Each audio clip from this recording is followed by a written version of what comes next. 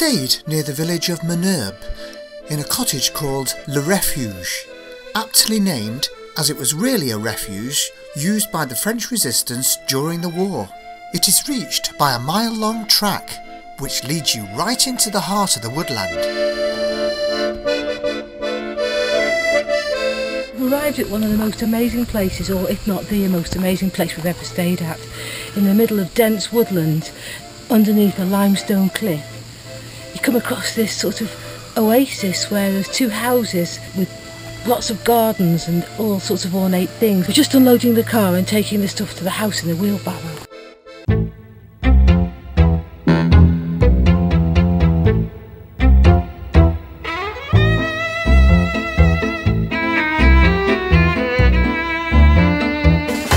Here we are, it's time to unload.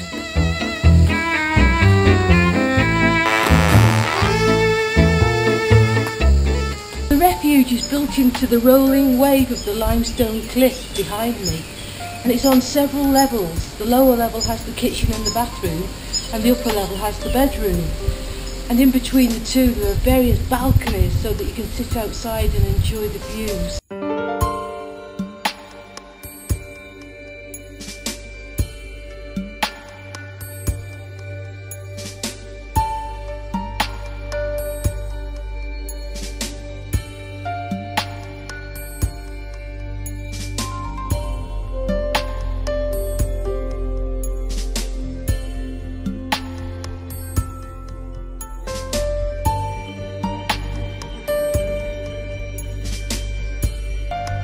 Just beyond the barbecue area, a set of steps takes you up onto the rolling wave of the limestone cliff. God, you ought to smell this lavender. This is the owner's outdoor theatre, and it's on a limestone crag above the cottage.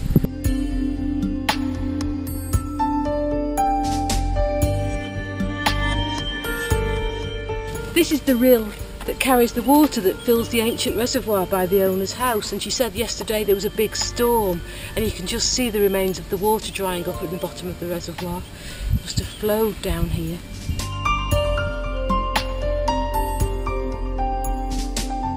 The hilltop village of Menerbes was made famous by Peter Mayles, author of A Year in Provence. A lovely village with narrow streets and a fantastic boulangerie selling a delightful array of bread and cakes. The weekly market is a must-go-to event and has cheese locally produced as well as olives and even lavender bags made from the lavender grown in the nearby fields.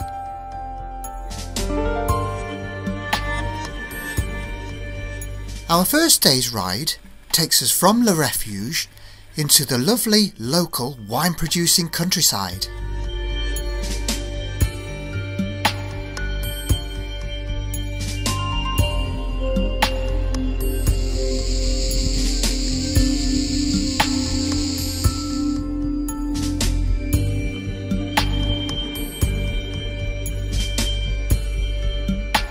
We're at the wash room of the village of Lacoste, and we've found some lovely cooling water coming out of the ground here through some pipes. Just run your hand under it, run your wrist under it like that.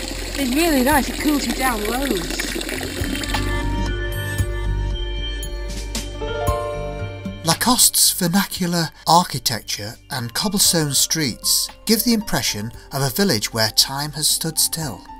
It is best known for its most notorious resident, Donatien Alphonse Francois, who lived in the castle in the 18th century, but a series of incidents involving local women and police forced the Marquis to flee the country. The current owner of the castle, fashion designer Pierre Cardin, has installed interesting sculptures next to the castle.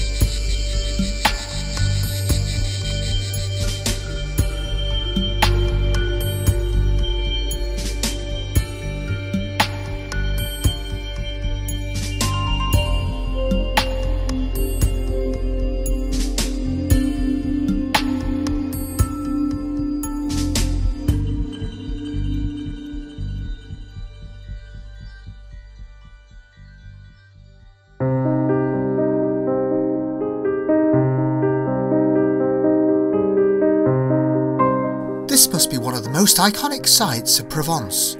With the lavender in full bloom, the Abbey de Saint-Onc, founded in the 12th century, is a unique example of a Cistercian abbey and still an active monastery. And this starts our Lavender Trail Day. We're on one of the lavender trails today, and we're on a high plateau and it's only 19.5 degrees. But get down into the lavender and you can just smell the lavender and the bees. You can hear the bees humming in it, and there's a skylark singing above as well. It's 10 times stronger than you ever smell at home.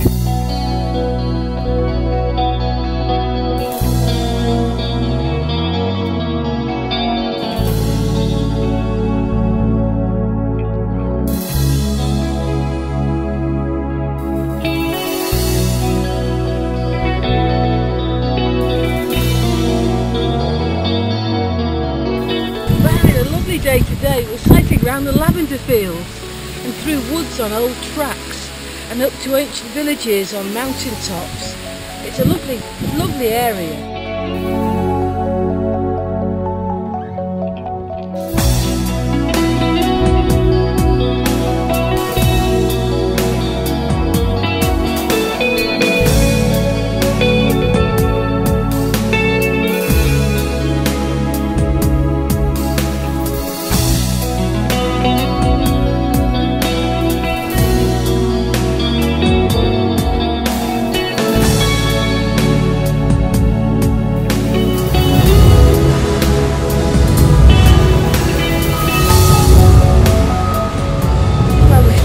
Into a farmyard thinking it was selling lavender, but it's actually an oil. It's making lavender oil. It's a distillery.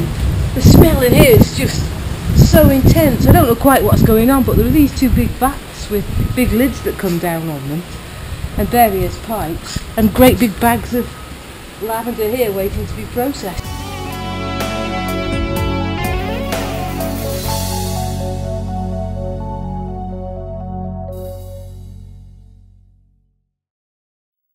This ride takes us along the spine of the mountains of the Luberon. Along the way, we called in at the medieval village of Tayed. The village grew up as a community of stoneworkers who worked in the quarry. Abandoned in the 19th century, the quarry has now been transformed into an open-air theatre.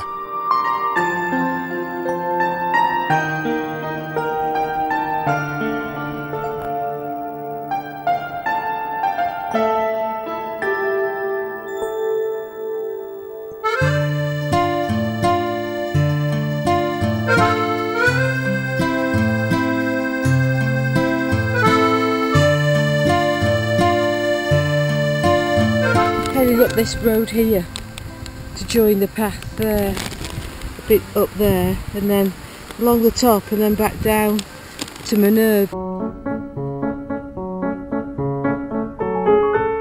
I don't think this is a cycle route, I think we're lost.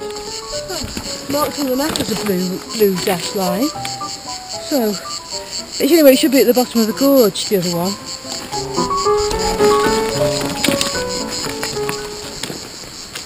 Well, after slightly being off-piste, we were soon back on the disused road with a 2,000-foot climb to the top of the mountain.